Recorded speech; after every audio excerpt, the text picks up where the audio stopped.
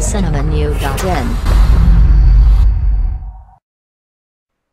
Tamil cinema நேயர்களுக்கு வணக்கம். இந்த வாரம் நாம திரை விமர்சனத்துல பார்க்க போற படம் VIP 2.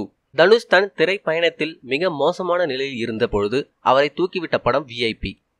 ஒட்டுமொத்த இன்ஜினியரிங் மாணவர்கள் ஆதரவுடன் செம ஹிட் அடித்து தற்போது VIP 2வில் மீண்டும் இறங்கி அடிக்க தனுஷ் களமிறங்கியுள்ளார். தனுஷ் இறங்கி அடித்தாரா பார்ப்போம்.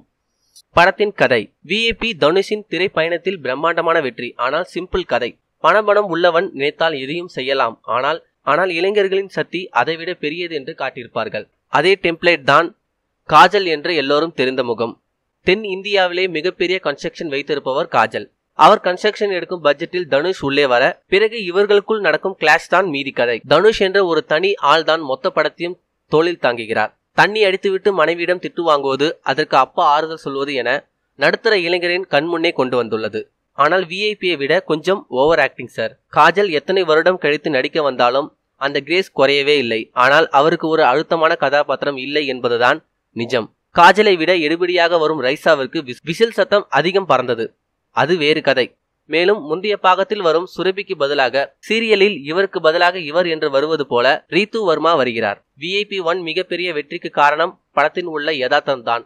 அந்த யதார்த்தம் கொஞ்சம் இதில் மிஸ் ஆனது என யோசிக்க தோன்கிறது. சௌந்தர்யா ரஜினிகாந்த் ஒரு இயக்குநராக வெற்றி பெற்று விட்டார். இருந்தாலும் இன்னும் கொஞ்சம் அழுத்தமான கதைக்களம் தேர்ந்தெடுத்திருக்கலாம்.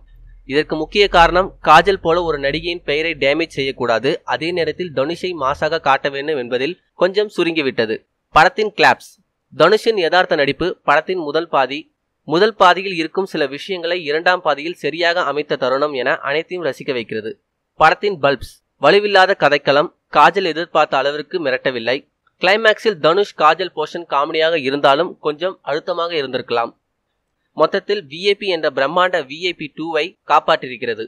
நமது தமிழ் சினிமா சேனல் வழங்கும் மதிப்பெண் 5க்கு 2.5.